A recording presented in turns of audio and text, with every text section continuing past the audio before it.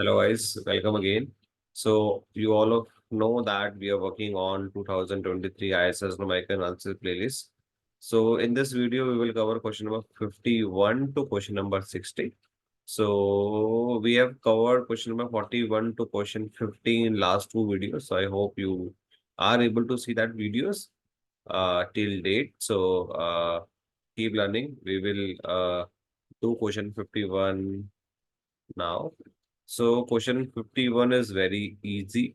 So question says तो ऊपर एक डेटा दिया है, consider the following for the next two items that follows. तो आपको U3, U4, U5, U6, U7, U8, U9 तक डेटा दिया है. सो जनरली हम बात करते हैं कोचिंग में कि डेटा जो है 4 पॉइंट्स या 5 पॉइंट का आता है. तो यहाँ पे थोड़ा सा एक दो पॉइंट ज्यादा दे दिए इन्होंने, सो दैट ये लेंदी हो जाए. बाकी फॉर्मूला वाइज तो एकदम सिंपल है, बिकॉज हम फॉर्मूला क्लास में, ये तो बहुत बेसिक फॉर्मूला है जो हम करते ही करते हैं. क्यों, क्या कहता है, चलो पहले क्वेश्चन देख लेते हैं. What is the value of U2 according to the Newton Gregory forward difference interpolation formula. भी नो हम ये कब लगाते हैं, हमने दो न्यूटन फॉर्मूला पढ़े, तो न्यूटन फॉर्मूला एक न्यूटन ग्रिगोरी. तो न्यूटन फॉर्मूला हम कब लगाते हैं, जब जो डेटा जो होता है वो इक्वली स्पेस नहीं होता. जैसे आपको एक्स का वैल्यू दिया है 1, फिर 3, फिर 9, तो डेटा जो है इक्वली स्पेस नहीं है, तब क्या लगाते हो, न्यूटन फॉर्मूला लगाते हैं. न्यूटन डिवाइडेड डिफरेंस फॉर्मूला जिसे हम कहते हैं. वो आप इक्वल में भी लगा सकते हो, देयर इज नो कंफ्यूजन, तो आप वहां में भी लगा सकते हो. बट वैसे जनरली हम कब लगाते हैं, जब डेटा इक्वली स्पेस आपके पास है. अगर आपके पास डेटा इक्वली स्पेस है तो आप क्या करोगे. सो अब इक्वली स्पेस होता है तो हमने दो फॉर्मूला पढ़ा है कि हम सर टॉप पे अगर हमें इंटरपोलेट करना है या सेंटर में करना है या बॉटम में करना है. तो अगर हमें टॉप पे करना है तो हमें क्या करना पड़ता है, न्यूटन न्यूटन ग्रिगोरी फॉरवर्ड लगाना पड़ता है. अगर बीच में करते हैं तो हम सीलिंग लगाते हैं, और अगर हम बॉटम में करते हैं तो हम क्या लगाते हैं, न्यूटन बैकवर्ड लगाते हैं, न्यूटन ग्रिगोरी बैकवर्ड. तो यहाँ पे अगर वो आपको कह ही रहा है, आपको U2 की वैल्यू पूछा है, पर उसने कह दिया कि भाई लगाना आपको न्यूटन ग्रिगोरी फॉरवर्ड है ना. कंफ्यूजन नहीं है कि आपको, जैसे हमने क्लास में बोला था कि एग्जाम में कंफ्यूजन नहीं होती कि क्या लगाना है. एग्जाम में तो एकदम क्लियर होता है कि आपको यही अप्लाई करना है. तो ये डेटा को लिख लेते हैं, डेटा बड़ा आसान है. तो ये एक्स का वैल्यू, ये मान लो यू एक्स का वैल्यू है. तो दिस इज, अच्छा अगला क्वेश्चन भी इसके साथ ही चलेगा. तो आपको निकालना है what is the approximate value of U8.5 according to the Newton Gregory backward difference interpolation formula. तो कैसा, अलग अलग टेबल बनाने की जरूरत है, नहीं नहीं, एक ही टेबल से हमारा दोनों काम हो जाता है ना, हमें पता ही है. तो एक्स का वैल्यू कहाँ से स्टार्ट है, 3 से स्टार्ट है, तो लिख लेते हैं. This is 3, 4, 5, 6, 7, 8, 9. This is UX.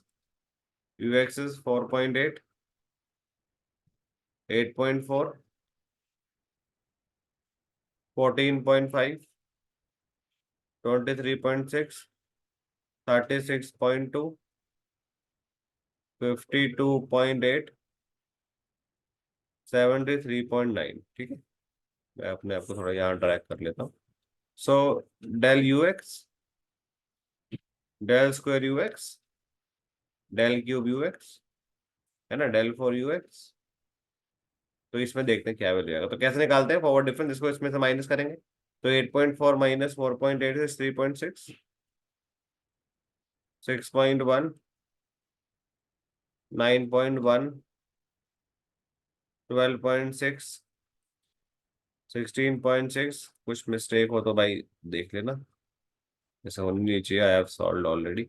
सो 3.6 से 6.1, 2.5, 3, 4.5, 4, 4.5, and this is obvious, 0.5, 0.5.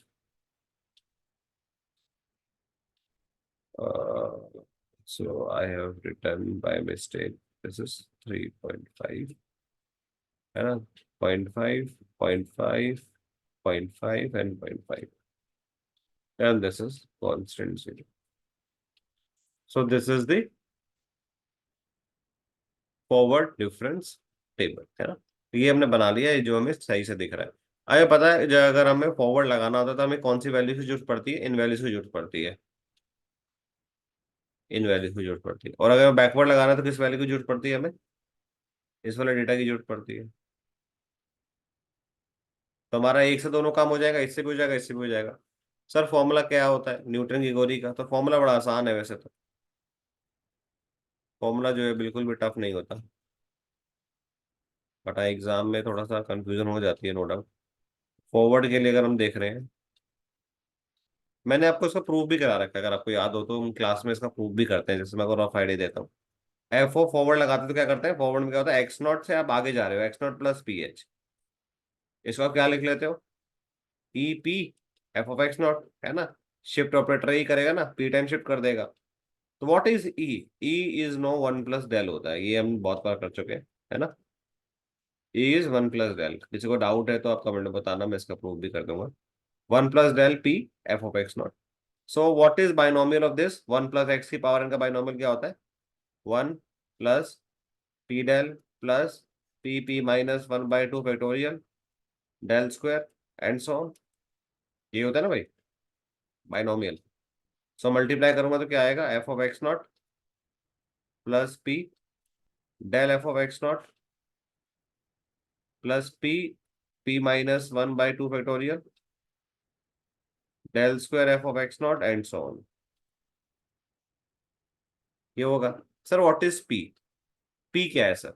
तो पी जो है ना, हम क्या करते हैं, हमें यहाँ पे जो है F of x not plus P H को ही चाहिए। हमें तो फंक्शन का वैल्यू चाहिए, ये किसके बराबर चल रहा है, ये f of x not plus P H के बराबर चल रहा है। मेरे को ये कोई चाहिए, मेरे को क्या चाहिए, x not plus P H की जगह मुझे एक्स चाहिए था सर। मेरे को तो यहाँ फंक्शन की वैल्यू चाहिए ना, तभी तो मेरा एक पॉलिनॉमियल जनरेट होगा। मतलब मैं ये चाहता हूँ मेरा पास एफ ऑफ एक्स हो, पर मैंने स्टार्ट क्या किया है, फॉरवर्ड में x not plus P H, जो पहला डेटा था मैं उस वहां से स्टार्ट किया है। तो मैं इसको एक फंक्शन में कन्वर्ट करना चाहता हूँ, तो मैंने इसको एक्स मान लिया। तो देखो पी की वैल्यू यहाँ से नहीं आ जाएगी, एक्स माइनस एक्स नॉट, और पी की वैल्यू आ गई x minus X naught by H, ये आ गया। तो एक्स वो हो गया जिस पे आपको निकालना है, सपोज एफ ऑफ टू पे निकालना है आपको, है ना। देखो क्या आ गया, F of two, U two कह रहा है एफ ऑफ टू मतलब, तो एक्स हो गया टू, एक्स नोट आपको पता ही है ये थ्री होता है, X naught this is X naught, this is X one and so on, है ना। X two, X three, X four, X five, X six, तो ये एक्स नोट हो गया। एच आपको पता ही है डिफरेंस वन है, डिफरेंस वन है, this is your H difference. Equal interval है, वैसे भी हम एच वन के लिए अप्लाई करते हैं इसको। तो ये पी का वैल्यू यहाँ से आ गया, है ना। तो आप थोड़ा सा साफ साफ लिख लो पहले अपनी कॉपी में, या जैसे भी आप चाह रहे हो, थोड़ा हौस पौस नहीं होना चाहिए आपके लिए समझने के लिए। पहले आप ये लिख लो, देन हम इसको आगे सॉल्व करते हैं। तो ये टेबल क्लियर होगा, मैं नेक्स्ट पेज पे चल लेता हूँ, है ना। नेक्स्ट पेज पे हम इसको बनाते हैं। तो फॉर्मूला मैं वापस लिख लेता हूँ, आप चाहोगे तो मैं एक्स के सेंस में भी लिख सकता हूँ फॉर्मूले को। आप चाहोगे तो मतलब जैसे भी लिख सकता हूँ, जैसे मैं कैपिटल एफ ऑफ एक्स के सेंस में चाहता हूँ, तो मैं इस सेंस में भी इसको लिख सकता हूँ, है ना। तो this is F of x not, तो जो पी है वो पी को पी रहने देता हूँ चाहे, है ना। P del of F of x not plus P minus one by two factorial del square F of x not plus P minus one P minus two by three factorial del cube. इससे आगे जाने की जरूरत नहीं, हमें पता है del four पे जीरो है, तो आगे लिखने की जरूरत तो है नहीं। एफ ऑफ एक्स नॉट क्या है सर, फंक्शन का वैल्यू देख लो सर कि एफ ऑफ एक्स नॉट है क्या। एफ ऑफ एक्स नॉट, तो फंक्शन का वैल्यू 4.8 है, फिर 3.6, 2.5, 0.5 याद रखेंगे, ठीक है ना। सो दिस इज 3.6, सॉरी 3.6 नहीं था, 4.8 है, दिस इज 4.8, तो दिस इज 4.8। तो पी क्या निकाला हमने, what is P, X minus X naught by H. What is X, two है सर, टू पे निकाल रहे हो, एक्स नॉट कितना था, एक्स नॉट हमारा थ्री था, एच हमारा वन था, तो this is minus one, correct. तो यहाँ पे लगा देते हैं माइनस वन, ये मेरा 3.6 है, पीछे से आप देख सकते हो। ये क्या आएगा मेरा, minus one minus one minus one by two factorial del square, del square F of X में कितना है मेरा, this is 2.5 plus minus one minus one minus one minus one minus two by three factorial, ये मेरा 0.5, ये मेरा 0.5। तो इसको सॉल्व कर लो बस।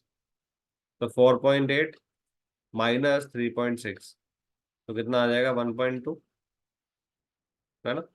प्लस इसको सॉल्व करोगे, this is minus one minus to, है ना। तो ये हो गया प्लस टू, कट गया, ये 2.5 आ गया। इसको सॉल्व करोगे ये भी कट जाएगा, तो ये आ जाएगा 0.5, माइनस का आएगा बिकॉज यहाँ पे, तो यहाँ पे माइनस है, प्लस हुआ फिर माइनस हुआ, तो माइनस का आ गया। तो इसको अगर आप सॉल्व करोगे यू गेट 3.2। आंसर में देख लेते हैं 3.2 ऑप्शन में, 3.2। कहीं कोई डाउट लगता है आप कमेंट में लिख दीजिएगा, वापस एक बार डिस्कस कर लेंगे या कोई डेमो क्लास और डाउट क्लास ले लेंगे। सो आप देखो कहीं डाउट लग रहा है, फॉर्मूला मैंने एकदम सिंपल रखा है, फॉर्मूले में कोई कंफ्यूजन नहीं होनी चाहिए, बस फॉर्मूला क्लियर है तो सब क्लियर है आपको।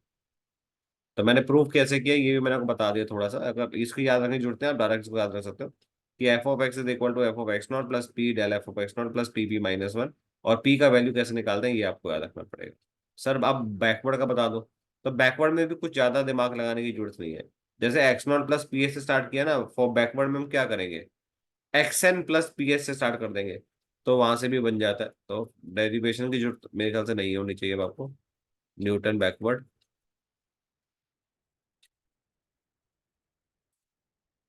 तो मैं आपको फॉर्मुला देता हूँ, F of x is equal to F of x N, नीचे से स्टार्ट होगा जैसे मैंने बोला, plus P del of F of x N. इसमें बस एक ट्विस्ट हो जाता है, यहाँ पे पी की जो वैल्यू होती है ना वो पी पी प्लस वन आता है, क्योंकि बैकवर्ड में चलते हैं ना नीचे से। तो जब फॉर्मुला बाइनोमियल करते हो ना माइनस आता है, वन माइनस एक्स की पावर माइनस है, उसमें क्या होता है सब प्लस प्लस प्लस हो जाते हैं। तो P P plus one by two factorial del square F of x N and so on, plus P P plus one P plus two by three factorial del cube F of x N and so on. तो अगर आप देखोगे इसके अंदर आपको 8.5 निकालना है, correct. तो आप पी तो पहले ही निकाल लो, P is nothing but x minus x n आएगा यहाँ पे बस। तो what is x, 8.5, what is x n check कर लेते हैं sir. What is x n, this is, this is 8 है ना, this is 8, this is x n. तो this is 9 upon 1, it's minus 0.5, ये पी आ गया। Sir F of x n क्या है, एफ ऑफ एक्स एन देख लेते हैं बेटा, ये अगर एक्स एन है तो ये आपका एफ ऑफ एक्स एन है 73.9। तो यहाँ पुट कर दो, 73.9 प्लस माइनस का 0.5। सर ये क्या है, डेल एफ ऑफ एक्सन, जैसे मैंने कहा पीछे ऊपर चलना है, तो ये 21.1, 4.5, 0.5 और 0 ऐसे चलना है, ठीक है ना बेटा, नीचे से। बैकवर्ड का बस ये एक ही फंडा है, बैकवर्ड नीचे से जा रहा है ऐसे, और फॉरवर्ड ऊपर से आ रहा है, स्टीलिंग बीच में से लगता है। बस इतना आपको ध्यान रखना, आपका काम बन जाएगा। तो ये एक बार गलती जो है वो अफोर्ड आप नहीं कर सकते, तो यहाँ पे आप मिस्टेक मत करना। जनरली एग्जाम में ये मिस्टेक्स होती है, ये हम बहुत प्रेशर में होते हैं तो ये मिस्टेक्स हो जाती है, बट कीप इट सिंपल है ना, तो चीजें फिर आपको आसान दिखेगी। हम खुद के लिए ही मुश्किल कर लेते हैं कि हमसे नहीं हो पाएगा, और ये नेगेटिव थॉट जब हमारे दिमाग में आ जाते हैं तो फिर लाइफ टफ होने लग जाती है वहां से, और एग्जाम तो खास तौर पे। लास्ट क्या था, 0.5 था ना, तो चेक कर लेते हैं। 21.1, 4.5, 0.5, 21.1, 4.5, 0.5। तो आई होप कि इसको आप सॉल्व जरूर कर लोगे, है ना, इसमें मेरी जरूरत नहीं पड़ेगी कैलकुलेशन में, तो ये आ जाएगा। आप सोचोगे सर इतना बड़ा कैलकुलेशन है एग्जाम में करें या नहीं करें, तो बस यही होता है, जैसे इस वाले क्वेश्चन को आपको पता है फॉर श्योर हो कि ये मैं निकाल तो लूंगा, फॉर्मूला मेरे को आता है, तो आप क्या कर सकते हो, इन दोनों क्वेश्चन को आप लिख लो कि मैं लास्ट में करूंगा, पहले मैं पूरा पेपर एक बार देख लेता हूँ, क्योंकि मुझे पता है अगर मैं सॉल्व करूंगा तो आंसर तो मैं निकाल लूंगा, बिकॉज फॉर्मूला मुझे पता है, डालना मुझे आता है। सिर्फ मुझे कैलकुलेशन में फंसूंगा मैं। तो यहाँ पे बच्चे क्या होता है, माइनस प्लस को करने के लिए भी दो दो बार खुद की मल्टीप्लाई चेक कर रहे होते हैं, खुद का माइनस चेक कर रहे होते हैं कि हमने सही भी किया है या नहीं किया। बहुत कंफ्यूजन होती है, -0.5 -+2 करना है, आप दो बार सोचोगे, फिर मल्टीप्लाई करने के लिए भी दो बार सोचोगे। तो सिर्फ कैलकुलेशन में फंसता है इंसान और किसी में नहीं। तो ऐसे क्वेश्चन को आप होल्ड पे छोड़ना नहीं है, क्योंकि ये तो लॉटरी है। आपको लगे इससे कोई टफ है, इसका आंसर शायद गलत भी आ सकता है, तो फिर ये आसान है, कोई इसका आंसर सही आएगा, टाइम लग सकता है बट आंसर सही आएगा। तो ये 62.5 इज द करेक्ट आंसर था, फर्स्ट ऑप्शन। तो इसको जो है आपको बिल्कुल भी इग्नोर नहीं करना, बड़ा आसान क्वेश्चन है। तो ऐसे क्वेश्चंस को जो है वो जनरली आपको करने चाहिए, बिकॉज बहुत इजीली कर लोगे आप, ठीक है ना, तो टेंशन नहीं लेनी इसमें। आगे चल लेते हैं। क्वेश्चन नंबर 51 हो गया, 52 हो गया, है ना। लास्ट वाली वीडियोस अगर आप देखते आ रहे हो तो 41 से 50 तक हम वहां कर चुके हैं। या हम बाकी के मतलब 10 क्वेश्चन हम पहले दो वीडियो में कर चुके हैं, इस वीडियो में हम 10 क्वेश्चन करने वाले हैं, प्लस एक बोनस क्वेश्चन भी मैं आपको करवाऊंगा, जो भी आपका आईएएस का है, बट इस साल का नहीं, वो थोड़ा पुराने ईयर्स का है। बट अगर आप क्वेश्चन को देखोगे तब वो फील होगा यार ये तो हमने नहीं देखा। तो उसमें डिफरेंस निकालने का एक अलग तरीका है, अलग अप्रोच से आप जाओगे, तो एग्जाम में आपको ऐसे अप्रोच बदलनी पड़ती है, सो दैट आपका जो एग्जाम है वो अच्छा दिखने लगे। तो इसके लिए आपको चीजें सिंपल रखनी है, फोकस करते रहना है चीजों पे कि कुछ भी चीज मिस ना हो, कुछ भी चीज ओवर करने की जरूरत नहीं है। जैसे मैं एनए हमेशा कहता हूँ क्लास में भी कि आपको एनए घर जाके पढ़ने की जरूरत नहीं है। अगर आपने इंस्टीट्यूट में हमसे पढ़ा है, ठीक है, या आपने खुद से भी पढ़ा है, तो आपको एनए घर जाने की मतलब 2 घंटे से अलावा इस एनए को पढ़ने की जरूरत नहीं है। तो एनए हर साल आसान आ रही है, ऐसा नहीं है कि इस साल मुश्किल है। पर मैं आपको बोल के चल रहा हूँ कि 20 क्वेश्चन आते हैं, आप मान के चलो कि आपको 14 या 15 बनाने हैं। 20 हर बार नहीं बनेंगे, 2023 के 20 क्वेश्चन बन जाएंगे आपसे। क्यों? क्योंकि सबके सब आसान है। लेंदी है 2 क्वेश्चन, पर बाकी सब आसान है। ऐसा क्वेश्चन नहीं है कि जो आप सोच ही नहीं पा रहे कैसे होगा। बाकी पिछले से में देखोगे तो 2 क्वेश्चन ऐसे जरूर मिलेंगे जो आप सोच ही नहीं पा रहे, है ना। इस साल भी कह सकता हूँ एक क्वेश्चन ऐसा है ना, 20 की जगह मैं 19 ही बोलूंगा, है ना। करेक्ट करता हूँ अपने आप को। एक स्टेबिलिटी पूछा है उसने आईएलटीएस क्वेश्चन की। तो स्टेबिलिटी जनरली हम अपने स्टैट्स में पढ़ते हो, बट ये इसको प्रूव नहीं करते। तो जनरली हम लिखते नहीं है स्टेबिलिटी, बट स्टेबिलिटी पूछा है, वो जनरल फॉर्मूला है, वो अगर आप याद रखें तो काम खत्म हो जाता है आपका। तो चलो 20 में तो 19 मान लेते हैं, इस बार भी आप 19 कर पा रहे थे। एक एवरेज बच्चा बता रहा हूँ मैं आपको, जो ट्यूशन नहीं पढ़ता है, जो सेल्फ स्टडी करता है, ट्यूशन भी पढ़ता है, कहीं पे भी पढ़ता हो, है ना, इंस्टीट्यूट ऑफ दीप इंस्टीट्यूट, बाकी वो कहीं भी पढ़ता है, तो मैं गारंटी दे सकता हूँ उसकी, वो कि 12 से 13 क्वेश्चन से ऊपर नहीं बनाता वो। 13 क्वेश्चन सही की बात कर रहा हूँ, करने को 20 के 20 अटेम्प्ट करता है, पर 13 से ऊपर उसके सही अटेम्प्ट नहीं हो पाते, बहुत मुश्किल हो जाता है, क्योंकि स्पीड चाहिए, वो आपको प्रैक्टिस चाहिए। तो वो आप प्रैक्टिस कैसे बना रहे हो, उसके लिए आपको वो 2-2 घंटे की क्लास चाहिए। That's it. इसके अलावा और कोई मैं नॉलेज जो है वो बहुत बड़ी कहीं से नहीं ला रहा हूँ। ये सब जो है बड़ा सिंपल चीज है। बस सिंपल चीजों को आपको ढंग से समझना है। तो क्वेश्चन नंबर 53 क्या कहता है, देखो ये क्वेश्चन जो है एम्बिग्यूटी क्रिएट करता है बहुत सारों के लिए। कहता है सपोज T0 से टी एन तक जा रहा है। तो आपको ये समझ में आ रहा है T0 से टी एन जा रहा है, तो N+1 ये आपके पास डेटा पॉइंट्स है ना। दिस इज N+1 कि मतलब मान लो 0 से 1 को मैंने N+1 में हिस्सों में ब्रेक किया है। तो 0, है ना, फिर मैंने आगे उसका मतलब 0 को मान लो मैंने T0 नाम दिया, फिर मैंने उसको T1+H नाम दिया, T2+H नाम दिया। ऐसे मैंने उसको N+1 पार्ट्स में डिवाइड कर दिया। तो अगर मैंने ऐसा किया, तो if a continuous function and F of T I R given for 0 to N। So F एक कॉन्टिन्यूस फंक्शन, मतलब कहीं ब्रेक तो होता नहीं है, तो इंटीग्रेशन आप आराम से कर सकते हो। So which quadrature formula is applicable to compute 0 to 1 f(x) dx। तो आप सोचो, अब एन आपको नहीं पता, है ना, आपको एन नहीं पता, आप क्या करोगे। तो यहाँ पे दो दो दो थॉट्स हो सकते हैं कि या तो आईएसएस वाले आपको लीप ऑफ फेथ देके दो चीजें देंगे। अब एन आपको नहीं पता, तो आपको ये सोचना चाहिए कि ऐसा कौन सा फॉर्मूला है कि कुछ भी एनो चलेगा, कोई भी एन हो। जैसे सिम्पसन मेथड में तो सर एन जो होना चाहिए वो मल्टीपल ऑफ 2 होना चाहिए। सर 3/8 के लिए एन मल्टीपल ऑफ 3 होना चाहिए। पर एक ट्रेपेजॉइडल ऐसा फॉर्मूला है जो फॉर एवरी एन एप्लीकेबल है, तो आंसर ट्रेपेजॉइडल रूल होना चाहिए, है ना।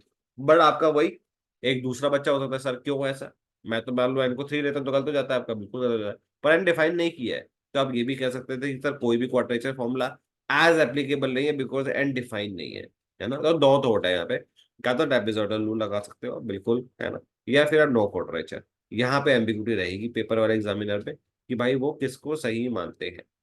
तो आप अपने हिसाब से अगर जाओगे तो मैं बोलूंगा आप ट्रेपेजॉइडल रूल के साथ जाओ, because this formula is quadrature formula is applicable for all, है ना। तो आप इसके साथ आपको जाना चाहिए। बट मैंने 2-4 बच्चों से भी और डिस्कस किया तो उनका ये थॉट है, सर नहीं नहीं नहीं, हम तो नो क्वाड्रेचर फॉर्मूला के साथ जाना चाहते हैं। तो आप उसके साथ भी जा सकते हो, है ना। अगर दो आंसर सही होते तो शायद क्वेश्चन को हटा दिया जाएगा, वो नंबर किसी को नहीं मिलेंगे।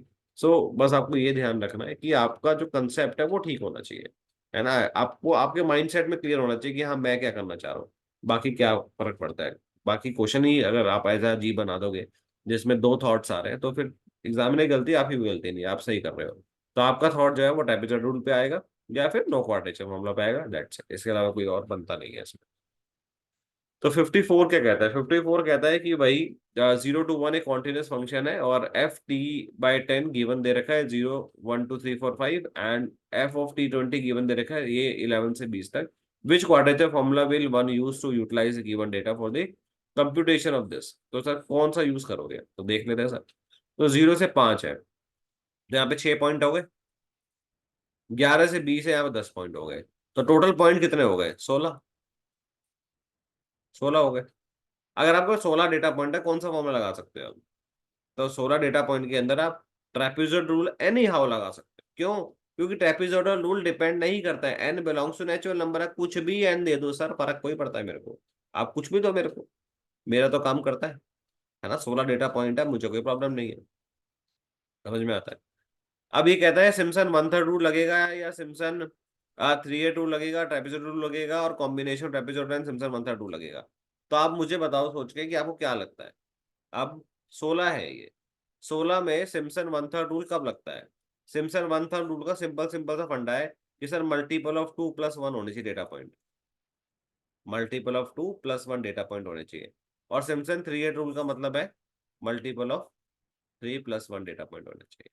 डेटा पॉइंट की बात कर रहा हूँ, तो एन क्या होगा वहां पर डेटा पॉइंट, जैसे फॉर एग्जाम्पल आपके पास x0 है, x1 है, x2 है, ये आपका डेटा है मान लो, तो एन क्या बनेगा, दो सब इंटरवल बनेंगे, ये इसका बन गया, एक इसका बन गया, तो एन आपका 2 हो गया। एन आपका क्या हो गया, 2 हो गया, खत्म हो गई बात, है ना। तो N2 है, मतलब 3 डेटा पॉइंट है, N2 है, आपका काम बन जाएगा, कोई दिक्कत नहीं होगी आपको, आप फॉर्मूला जो है एप्लीकेबल कर पाओगे। ऐसे सिम्पसन थ्री एट में क्या होता है, मल्टीपल ऑफ 3 + 1 होता है। तो मतलब आपके पास जैसे यहाँ पे मैं नहीं लगा सकता, अगर मैं x0, x1, x2, x3 देता हूँ, तो कितने सब इंटरवल बनेंगे, 1, 2 और 3। तो ये सर n जो है वो 3 है, आप लगा सकते हो। तो ये क्या हुआ, multiple of 3 + 1, multiple of 3 + 1। Correct है, समझ में आ रही है मेरी बात आपको, यस सुनो। तो आपको बस यही सोचना था इसके अंदर कि आपके पास कितने डेटा पॉइंट्स गिवन है जिसके लिए आप इसे सॉल्व कर सकते हो। तो ये सोचो 1 मिनट और जल्दी से, क्या लगा रहा है फिर। हम्म?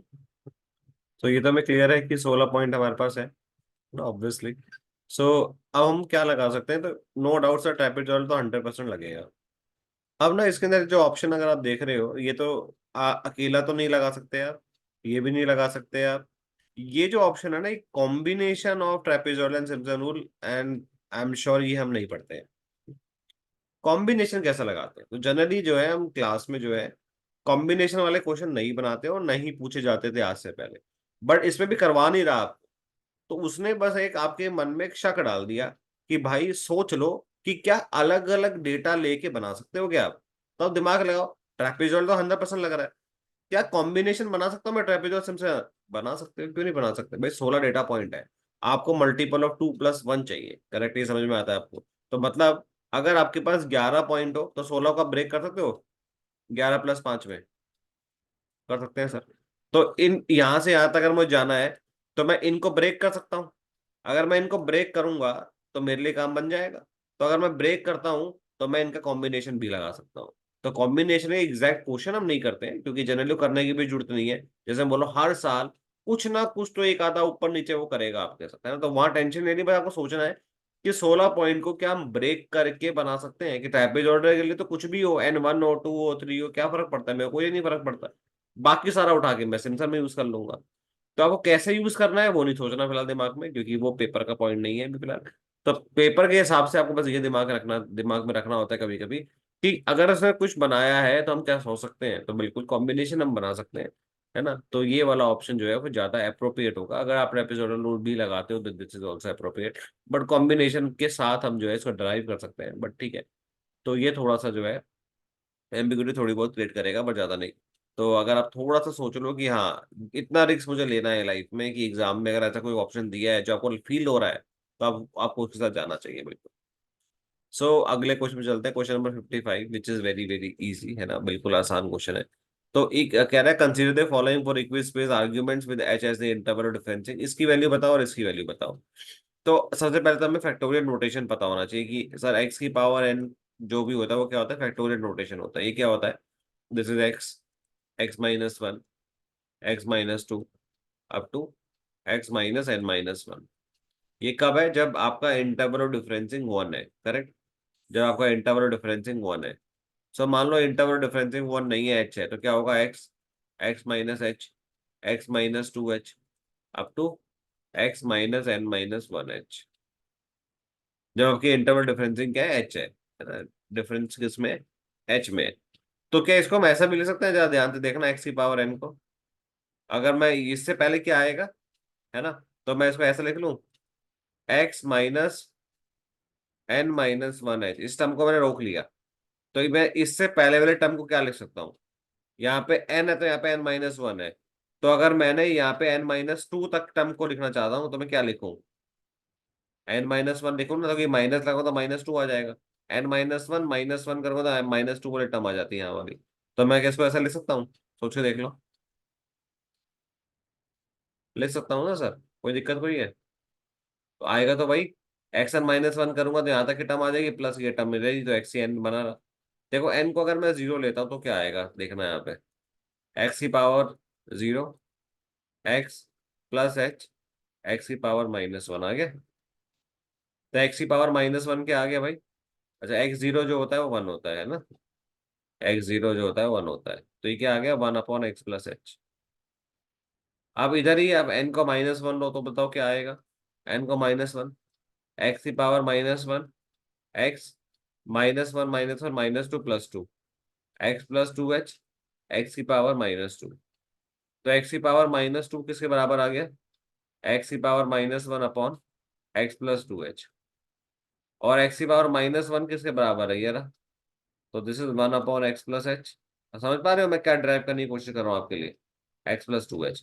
तो x⁻−1 आया x प्लस h, x⁻−2 आया x plus h, x plus 2h। तो x⁻−n क्या आएगा बेटा जी, x plus h, x plus 2h, x plus 3h, कहाँ तक, x प्लस NH तक आएगा। जैसे हम बोलते हैं 1/x प्लस NH⁻n, ऐसे लिख लेते हैं इसे हम। ठीक है ना, इसको ऐसे लिख लेते हैं। तो क्या ये सही लिखा है, x⁻−r, x प्लस RH की पावर आ रही है, तो बिल्कुल सही है। पर ऊपर ये 2 लगा दिया, 2 नहीं होता, ऊपर तो 1 होता है सर, ये रहा। तो हम क्लास में करते ही है ना। तो this is wrong, sorry this is wrong, ये गलत है, 2 नहीं होना चाहिए, है ना। तो ऐसे ही अगर आप यहाँ देखोगे डेल एम एक्स आर, तो अगर आप नॉर्मल भी देखोगे डेल एक्स आर क्या होता है, मैंने जैसे बोला फैक्टोरियल में पहले ही बताया वीडियोस में, फैक्टोरियल अगर लगा है, फैक्टोरियल नोटेशन अगर लगी है तो del is nothing but derivative. तो इसका मतलब है डेरिवेटिव, दिस इज -r आगे आएगा, x⁻−r-1 और इंटू एच जरूर आता है, because we don't know what is H, h1 है 2 है हमें नहीं पता। तो आप देख रहे हो ऐसे चलेगा ये, आर, r+1, r+2, ये r+m में है ना। तो ये देखो x⁻−r-m है, बट ये प्लस नहीं होना चाहिए था, है ना। अगर आप इसे सॉल्व करोगे तो लास्ट तक आएगा ना, r-1, r-2, तो r-m, माइनस और फैक्टर तो मिसिंग हो गया यहाँ पे, तो इसलिए दोनों स्टेटमेंट जो है वो गलत हो गई, दोनों स्टेटमेंट जो है गलत। इसके लिए आप कोई भी ले सकते हो, मैं जैसे मैं आपको बोलूँ, आप del 3x-3 ले लो सपोज, कह रहा है ना m<=r हो सकता है, तो मैंने बराबर ले लिया। तो इसको आप 3 बार डिफरेंशिएट करो, आप कंबाइन करोगे आपको समझ में आ जाएगा। एक बार डिफरेंशिएट करो, -3 x⁻³ - 1 इंटू एच, है ना, इंटू एच। फिर आप फिर से करो, तो -3, ये क्या है आपका -4 है ना। तो इसको -3 - 1 लिख लूँ, आप बाद में कॉमन ले लेना चाहे, ये आ गया x⁻³ - 1 -2। तो ये मैं देखो समझ पा रहे हो आप, देखो आर, यहाँ से माइनस कॉमन लिया, ये माइनस कॉमन लूंगा तो r+1, तो माइनस माइनस प्लस हो गया। तब ये डिपेंड करता है कि क्या है आपका m और r, तो ये पॉजिटिव रहेगा हमेशा, नहीं नेगेटिव भी तो हो सकता है, m छोटा और बराबर हो सकता है, जरूरी नहीं है ना हमेशा बराबर ही हो। तो इसलिए माइनस वाला फैक्टर मिसिंग है, इसलिए नीदर 1 एंड नीदर 2, नॉट 2। ठीक है, तो ये 55 बड़ा सिंपल सा क्वेश्चन है, जो आपको अच्छे से देखना चाहिए, समझना चाहिए। नेक्स्ट क्वेश्चन में चलते हैं, आई होप ये क्लियर होगा आपको। 56, 56, कंसीडर द फॉलोइंग। अब देखो फॉरवर्ड डिफरेंस लगाया है मैंने, वो क्लास में कितनी बार कराया है कि फॉरवर्ड डिफरेंस अगर आपको बनाना है तो आप कैसे करते हो। फॉरगॉट अबाउट दिस, आप ये दो फंक्शन है सर, ये दो फंक्शन है, कौन सा ट्रू है, अरे आप ये सोचो ही मत। आपको फॉरवर्ड डिफरेंस f(x)(gx) का याद है, क्लास में पहली क्लास में मैं ये कराता हूँ, फर्स्ट क्लास में मैं कराता हूँ। तो क्या होता है del f(x)? f(x) plus h minus f(x), यही तो होता है बेटा जी फॉरवर्ड डिफरेंस। तो इसका क्या होगा, f(x) plus h, g(x) plus h minus f(x) g(x)। आपको याद है इसको कुछ कंबाइन करना, देखो यहाँ पे f(x) प्लस h है, यहाँ पे f(x) है, तो मैं कॉमन ले सकता हूँ, कब कॉमन ले सकता हूँ, जब मैं एक टर्म ऐड और सब्ट्रैक्ट कर दूं, जब मैं एक टर्म जो है वो ऐड और सब्ट्रैक्ट कर दूं, minus f(x) plus h gx।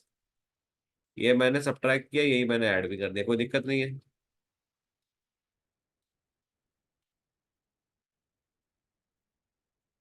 तो आप देख रहे हो इसमें से मैं आप कॉमन ले पा रहा हूँ क्या, f of x plus H.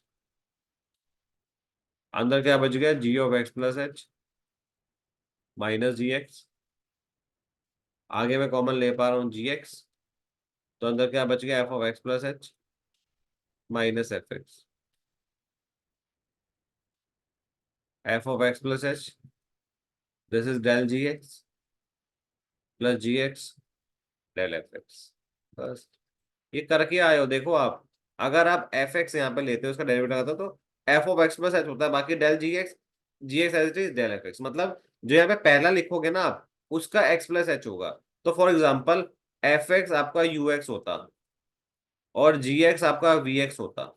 Function यहाँ पे ये लिखे है ना, तो क्या फर्क पड़ता है sir, F of x plus H मतलब यू एक्स प्लस एच और del of V X plus V X del of U X. है ऑप्शन में यू एक्स प्लस एच, ये रहा U X plus H del V X plus V X del U X. Sir उल्टा ले लो, अब ना उल्टा ले लो। अब एफ एक्स को वी एक्स लो और जी एक्स को यू एक्स लो, कुछ भी ले सकता हूँ ना मैं, तो मेरी मर्जी। भाई मैंने ये लिया, मैं ये भी तो ले सकता हूँ, कहीं पे लिखा कोई है तो ये आपका दूसरा ऑप्शन हो गया। पहले ऑप्शन के लिए क्या आ जाएगा, अब यू एक्स है तो वी एक्स प्लस एच, देखना यहाँ पे V X plus H del G X, what is D X U X plus G X which is U X del B X. क्या ये भी है ऑप्शन में, ऐसा ही है ना। सर यहाँ तो वन लिखा है। हाँ तो मैंने यहाँ पे एच को वन मान लो बेटा जी, क्या हो गया, यहाँ पे एच को वन मान लो। मैं तो जेनेरिक लेके चल रहा हूँ, तो ये दोनों स्टेटमेंट ट्रू है। Which of the above equalities are true, both both are true. I hope ये बहुत सिंपल सा क्वेश्चन था। ऐसे क्वेश्चन नहीं छोड़े, मैं कह रहा हूँ 14-15 क्वेश्चन आपके टिप्स पे रहते हैं। पीछे वाला क्वेश्चन में एम्बिग्यूटी दिखी आपको, ठीक है मान लिया मैंने एम्बिग्यूटी थी। उससे पहले वाले क्वेश्चन में एम्बिग्यूटी थी, मान लिया एम्बिग्यूटी थी। ठीक है, तो ऐसे दो क्वेश्चन गए, अभी भी हमारे 14-15 क्वेश्चन इंटैक्ट है। पांच से ज्यादा आप नहीं छोड़ पाओगे, ये मेरी गारंटी है। आपने केवल कहीं से कुछ नहीं पढ़ा, अगर आपने ये प्लेलिस्ट भी देखी है 20 क्वेश्चन की, आप फिर से 2024 में एग्जाम बैठने दोगे, आप फिर से वही 14-15 क्वेश्चन आराम से अटेम्प्ट कर लोगे, अगर आपने थ्योरी के साथ समझा है चीजें, सिर्फ आंसर नहीं देखे हैं। आंसर कहीं भी जाके देखोगे आपको नहीं समझ में आएगा। थोड़ा सा लॉजिक आपको लगाना पड़ेगा कि क्या हो सकता है, कैसे हो सकता है, तभी आप समझ सकते हो, अदरवाइज बड़ा मुश्किल हो जाएगा। ये देख लो, 1 मिनट।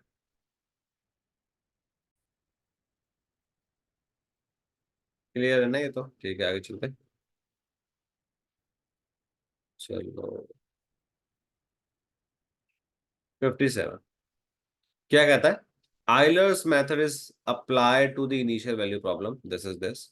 अब क्या होता है, ये कब लगते हैं Euler's, Picard's, modify, RK method of first order, second, third, fourth, ये कब यूज होते हैं। जब कोई डिफरेंशियल इक्वेशन दी, किस टाइप की डिफरेंशियल इक्वेशन, एक लीनियर डिफरेंशियल इक्वेशन।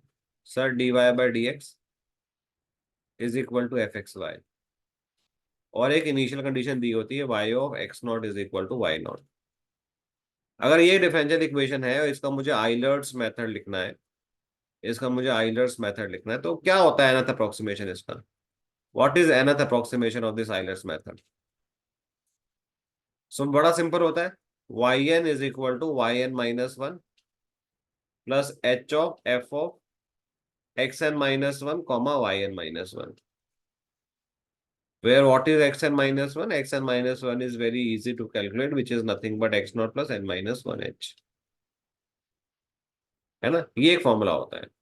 तो अगर आप देखोगे, कह रहा है कि यहाँ फंक्शन जो दिया वो डेल वाई दिया आपको, तो यहाँ पे पता फंक्शन एक्स वाई नहीं दिया आपको, तो F x Y is nothing but F of del Y which is lambda Y. ये एक फंक्शन दिया है, मतलब केवल वेरिएबल देखोगे तो एक ही वेरिएबल है। कह रहा है लैम्डा का वैल्यू जो है वो नेगेटिव है, लेस देन जीरो के लिए वो पूछ रहा है आपसे। Then which method is stable for step size H. Stable का मतलब क्या होता है, स्टेबिलिटी जब हम चेक कर रहे होते हैं ना आइलर्स में, तो ये बेसिकली हम जनरली ज्यादा नहीं पढ़ते हैं इसके बारे में, तो स्टेबिलिटी के लिए वैसे आपको याद है तो बहुत अच्छा आता है ना, अगर आप थोड़ा सा बुक पढ़ी है तो आप याद रख सकते हो, बुक में डायरेक्ट लिखा होता है ना। अदरवाइज स्टेबिलिटी जो होती है ग्रोथ फैक्टर पर डिपेंड करती है, तो ग्रोथ फैक्टर क्या होता है वो आपको निकालना पड़ता है, which is one plus del h. So अगर आप ये देखोगे तो मैं यहाँ पे आपको निकाल के भी दिखा सकता हूँ इससे, अगर आप मुझे पूछोगे कि व्हाट इज वाई एन है, वाई एन प्लस वन क्या होगा बताओ? Y N is Y N minus one, तो वाई एन प्लस वन क्या होगा? तो which is Y N plus F of, अगर ये हटा दूं क्योंकि यहाँ पे एक्स तो है नहीं, तो वाई एन ये लिख सकता हूँ मैं। तो देखो इससे अगर मैं देखूंगा तो this is Y N plus what is F of Y N, ये देखोगे तो एफ ऑफ वाई एन क्या आएगा, लेमडा वाई एन आएगा। तो this is one plus del Y N. तो इसे बोलते हैं ग्रोथ फैक्टर, इसका बोलते हैं ग्रोथ फैक्टर, है ना, एच भी आएगा। सो हर जगह एच जरूर लिखना, बिकॉज फंक्शन में हमें नहीं पता कि क्या है ना। तो this is H by N, तो ये लैम्डा वाई के साथ एच जरूर आता है फंक्शन का, ये जो एच जो चल रहा है आपका, ये वाला एच। तो दिस इज एच, तो मैंने बाई एन कॉमन है, तो one plus del h by N. तो ये जो वन प्लस डेल एच है ना, this is your growth factor, so called growth factor. This should be less than one for lambda negative, ये आपको पता होना चाहिए, ये याद होना चाहिए। तो इसको जब सॉल्व करोगे तो ऑब्वियसली माइनस प्लस करोगे तो ये -2 less than lambda H less than 0, ये आ गया। ये क्वेश्चन पे मैं बेट कर सकता हूँ कि भाई ये क्वेश्चन अगर 100 बच्चे पेपर देने गए हैं तो 99 बच्चों को नहीं आता होगा। क्यों? क्योंकि ये कॉमन नहीं है, दिस इज नॉट कॉमन, ये क्वेश्चन आपको छोड़ना पड़ेगा। सर एक टीचर होके आप बोल रहे हो, तो ये आपको मानना पड़ेगा। एग्जाम एक, आप यूपीएससी लेवल का एग्जाम दे रहे हो, मजाक नहीं हो सकता, है ना। कुछ क्वेश्चन तो वो ऐसा डालेंगे जो आपको फील हो कि आप यूपीएससी देने आए हो, तो आपने क्यों नहीं पढ़े, है ना। तो ऑब्वियसली आपको रिस्पेक्ट करनी चाहिए, पर अगर आपने, ऐसा नहीं है कि ये बुक में एग्जिस्ट नहीं करता, बट क्या करो जनरली नहीं पढ़ते हैं बिकॉज कॉमन नहीं है। सर कौन स्टेबिलिटी ऑफ आइलर्स की बात कर रहा है? क्योंकि हमारे कोर्स में स्टेबिलिटी और ये सब कंसिस्टेंसी और कितना स्क्यूनेस है, ये हम स्टार्ट किस सेंस में न्यूमेरिकल एनालिसिस को नहीं पढ़ते हैं, हम पढ़ते हैं नॉर्मल कि फॉर्मूला क्या है, ट्रंकेशन एरर क्या है, प्रिंसिपल एरर क्या है, ये हम पढ़ते हैं। तो ये क्वेश्चन पे आप सोच सकते थे कि आप बेट भी कर सकते हो, मैं वो गारंटी दे सकता हूँ। आप 10 लोगों से पूछो वो स्टेबिलिटी नहीं पढ़ते हैं, कोई नहीं पढ़ता है। बट इजी टू प्रूव, हम तो पढ़ते ही हैं, है ना। ग्रेजुएशन में अगर हम जाएंगे तो हम पढ़ाते हैं, पढ़ते भी हैं। बट जनरली जरूरत नहीं पड़ती एग्जाम में, तो ऐसे क्वेश्चन जो है प्रीवियस से करने से ये फायदा हो जाता है। तो अगले साल अगर आप वापस रिपीट कर दिए, क्योंकि ऐसे क्वेश्चन रिपीट कर देते हैं, उन्हें पता है कि बच्चे फिर से नहीं पढ़ के आएंगे, तो सेम क्वेश्चन दे दो। तो इसलिए आप पढ़ के गए हो तो आपको पता होगा कि what is stability of Euler's is nothing but -220, ये फिक्स है। आप गूगल पे लिखो स्टेबिलिटी ऑफ आइलर्स मेथड, आपको ये लिखा आएगा -220, कहीं कुछ और करने की जरूरत नहीं है। डेरिवेशन जो मैंने आपको बताया, इससे ज्यादा डेरिवेशन की जरूरत नहीं, because this is a growth factor. This is less than 1 for delta negative, greater than 1 for delta positive, that's it. ये सॉल्व करो, वैल्यू आ जाती है, और कुछ नहीं करना, बड़ा आसान। आगे चल रहे थे। Question 58 which is again classical Runge Kutta method is apply to this again, एक डिफरेंशियल इक्वेशन जैसे मैंने आपको पहले ही बताया, dy by D x is equal to F x y. ये तो, है ना, देखो फिर से मजदूरी वाली बात हो गई कि भाई आप मेरे को मजदूरी करवाना चाहते हो। तो कह रहा है आपको आपको पता है रंगाकोटा मेथड फोर्थ ऑर्डर, देखो मैंने लिख के भी दिया एग्जाम में, हमने बात किया था क्लास में कि फर्स्ट सेकंड थर्ड में कंफ्यूज नहीं होना। अगर हमने फोर्थ लिख के दिया है तो मतलब आर के मेथड है, फोर्थ लगाना है, वो दैट्स इट, कंप्लीट बात है। और वो किसके निकलता है, एक ही स्टेप लेंथ के निकलता है, वाई वन क्या होता है formula, y one is equal to y zero plus k, है ना। What is k is nothing but 1/6 k1 plus 2k2 plus 2k3 plus k4, simple. तो यहाँ पे k1 की वैल्यू क्या होती है, k1 is nothing but h of F of x not y not. Sir what is k2, k2 is nothing but h of F of x not plus h/2 और y not plus k1/2। What is k3 is h of F of x not plus h/2 और y not plus k2/2। What is k4, h of F of x not plus h और y not plus k3। ये एक formula है, इसमें सारी value उठा के डालो, you get the answer. Sir मजदूरी वाली बात है, बिल्कुल मजदूरी वाली बात है, क्योंकि फंक्शन जो दे रखा है वो सिंपल दे रखा है, केवल -y दे रखा है, और एक्स नॉट दे रखा है 0 और वाई नॉट दे रखा है आपको 1। तो बड़ा सिंपल सा तो क्वेश्चन बना हुआ है। तो यहाँ पे अगर आप देखोगे y1 की वैल्यू क्या है, y not which is 1 plus k की वैल्यू आपको निकालनी है, k is nothing but 1/6, k1 k2 k3 k4। What is k1, चलो k1 निकाल लेते हैं। k1 is nothing but h of F of y not, x not तो है ही नहीं, या 0 है, यू कैन से, है ना। यहाँ पे लिखना होता है 0 वाई नॉट लिखना तो लिख सकते हो, पर अल्टीमेटली क्या आएगा, y not which is h of f of y not क्या है, y not is nothing but 1। तो फंक्शन है क्या वैसे, एफ ऑफ वाई है क्या, माइनस वाई है, जो भी यहाँ डालोगे उसका नेगेटिव आएगा। तो 1 डालोगे तो -1 आएगा, तो माइनस एच आ गया, K1 की वैल्यू -1 आ गया, माइनस एच आ गई। सर K2 निकाल दो, K2 is h of F of x not, मतलब 0 + h/2, this is h/2, comma y is 0 which is 1, और K1 -h/2। तो यहाँ पे देखो माइनस ओ एच तो आ ही गया, इसमें जो भी डालोगे केवल वाई वाला पार्ट एग्जीक्यूट होगा माइनस के साथ। तो माइनस बाहर आया, 1 - h/2, ये वैल्यू आ गई K2 की। ऐसे K3 की निकाल लेना प्लीज, K4 की निकाल लेना, और यहाँ ऐड करोगे 1/6 के साथ, ये मत भूल जाना 1/6 होता है। तो यू गेट दी आंसर, आपके पास सिंपल सिंपल सा आंसर आ जाएगा। आई होप ये आप कर लोगे। इन केस कोई बच्चा फंस जाता है, उसका फिर भी K3 K4 नहीं निकल पाते हैं, वैसे बहुत आसान है, आप निकालो, क्योंकि ये आपको एग्जाम में खुद करना है। फॉर्मूला बता दिया, फॉर्मूला कल ऐसा सेम क्वेश्चन आपको पता है 2021 में भी आ रखा है ना, सेम डिट्टो क्वेश्चन है, उसके अंदर भी यही प्रोसीजर करना है, और एकदम रिपीट क्वेश्चन है ये। तो अगर जिसने, ये प्रीवियस ईयर की ताकत है कि अगर आपने 1-2 साल के प्रीवियस ईयर किए हैं, तो हर अल्टरनेट ईयर्स में आपको repeated question, kind of repeated same मिल जाते हैं। तो बस ये एक अच्छी चीज है। वहां पे एच को 1 दे दिया था बस, ठीक है, यहाँ पे एच को एच रखा है, सिंपल सा काम करे उसने बहुत आसानी से। तो ये चीजें जो है आपको जरूर करनी है, ये आपको मिस नहीं कर सकते आप, ताकि आप अच्छे से इसको बना लो। क्लियर हो गई बात, जहाँ तक कोई डाउट है तो पूछ लो। ठीक है, आगे चलते हैं। So for the next question कह रहा है, consider this series, let f of x be a polynomial of least degree related to this series, what is the degree of f x. ये बहुत कॉमन क्वेश्चन है जो हम generally करते हैं, कि डिग्री क्या होगी और कांस्टेंट टर्म क्या होगी। आपको पता है लीस्ट डिग्री कैसे निकालते हैं, आपको बस टेबल बनानी है, विच इज 12, 40, ये फंक्शन की वैल्यू दे रखी है आपको, 90, 168, 280, 432, है ना, ये आपको दे रखी है। तो ये मान लो ये डेटा आपको दिया हुआ है, यहाँ पे 0 1 2 3 4 5 लिख लेते हैं। एक फॉरवर्ड डिफरेंस टेबल बना लेते हैं हम, दिस इज एफ एक्स, एक डेल एफ एक्स बना लेते हैं, एक डेल स्क्वायर बना लेते हैं, एक डेल क्यूब बना लेते हैं। तो यहाँ पे आप सॉल्व करोगे, दिस इज 28, 50, 78, 112, 152, 22, 28, 34, 40, 666। करेक्ट।